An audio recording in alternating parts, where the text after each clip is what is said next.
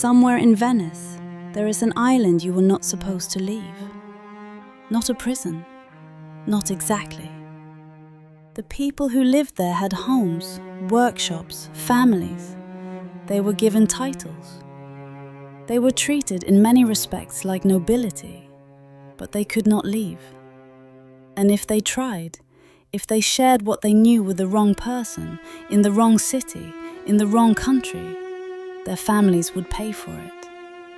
What they knew was this: how to make a mirror. Not the kind of mirror you have now. Something rarer. Something that, in the 16th century, was worth more than a warship. Something that kings waited years to own, and that ordinary people might never see in their lifetime. This is the story of the Venetian mirror, what it was made of, what it cost the people who made it, and what it did to everyone who looked into it. Before the Venetian mirror, people did not see themselves clearly. This is not a metaphor, it is a fact. For most of human history, if you wanted to see your own face, you looked into water, or into a piece of polished bronze or polished silver, dark, distorted, nothing like the image you would recognize today. You saw a version of yourself, a suggestion, a face that flickered and shifted depending on the light. Paintings from the medieval period show faces that look, to modern eyes, slightly wrong, flat, stiff, without the particular quality of a face that knows it is being observed. Some historians believe this is because the painters and their subjects had never clearly seen a human face in the way we see one now, not even their own. The Venetian mirror changed this. For the first time, a person could stand in front of a sheet of glass and see themselves with perfect clarity. See the asymmetry of their features. See how they looked when they were not performing. See themselves as others saw them. It sounds like a small thing. It was not a small thing. The mirror was invented in Venice in the early 16th century. The technique was discovered by craftsmen on the island of Murano, a small island in the Venetian lagoon, about a kilometer from the city itself. The Venetian government recognized immediately what they had. A mirror that clear, that perfect, had never existed anywhere in the world. The demand would be limitless, the profit would be extraordinary. And so they made a decision. The glassmakers of Murano would be given privileges, noble titles, the right to marry into Venetian aristocracy, exemptions from taxation. They would be treated well, and they would never leave. The island became, in effect, a gilded cage. The craftsmen and their families lived there, worked there, raised their children there. If a glassmaker tried to share the secret of the mirror with a foreign power, or worse, if he tried to leave Venice entirely and take his knowledge with him, the Council of Ten, Venice's secretive governing body, had a simple policy. His family would be taken, and he would be found. It did not matter where he went.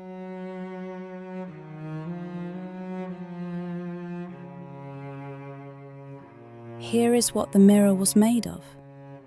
A sheet of glass, extraordinary in itself, thin and clear in a way that no one else in the world had achieved. And on the back of that glass, a layer of amalgam, a mixture of tin and liquid mercury, spread by hand across the surface, left to bond, left to set.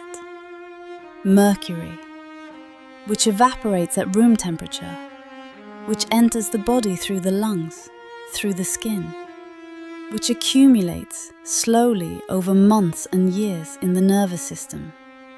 The craftsmen of Murano worked with mercury every day. They spread it with their hands. They breathed the air above it. They went home to their families in the evening and returned to their workshops in the morning. The symptoms of chronic mercury poisoning are distinctive. A tremor in the hands, first barely noticeable, then impossible to hide.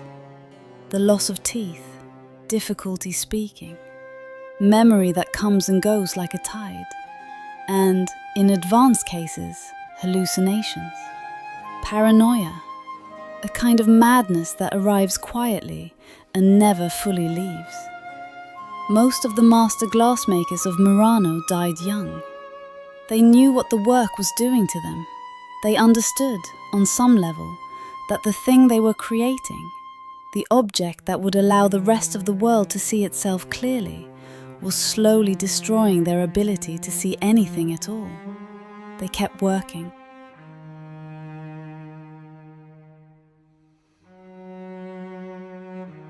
By the mid-17th century, France wanted mirrors. Louis XIV wanted them badly enough to build at Versailles a gallery that would require 357 of them. But French mirrors were inferior. Everyone knew it. The Venetian ones were incomparably better, and Venice was not selling the secret. So France did what powerful countries do when they cannot buy what they want. They sent someone to steal it. A French diplomat named Colbert, working on behalf of Louis XIV, arranged for several master glassmakers to be smuggled out of Murano. It was not easy. It required bribes, false documents, a great deal of patience, and a willingness to commit what Venice considered an act of war. The glassmakers arrived in Paris. They set up workshops. They began to produce mirrors in the Venetian style. Within a few years, all of them were dead. The official causes varied: illness, accident. One, it was said, went mad.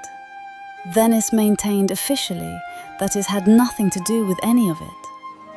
The Council of Ten issued no statements. No one was ever charged with anything. The mirrors remained.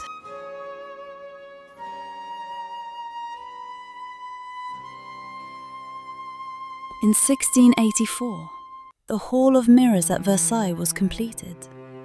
357 mirrors, 73 meters long, 17 arched windows on one side, 17 mirror bays on the other, each one reflecting the gardens of Versailles back into the room in an endless, luminous repetition. Louis XIV did not build it because he liked mirrors.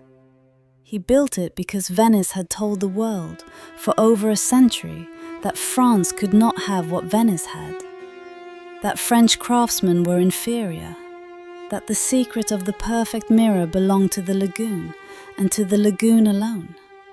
The Hall of Mirrors was the answer.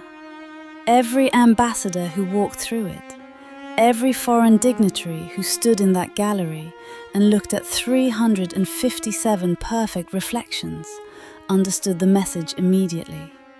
France had the secret now. France had surpassed it. And Venice, which had guarded its treasure so carefully, so brutally for so long, Venice was looking at its own reflection, and the reflection was smaller than it used to be. But here is what no one had anticipated. The mirror did not just change politics.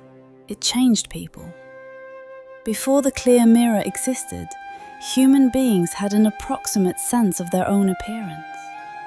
You knew roughly what you looked like, from the reactions of others, from crude reflections, from portraits that were as much idealization as observation.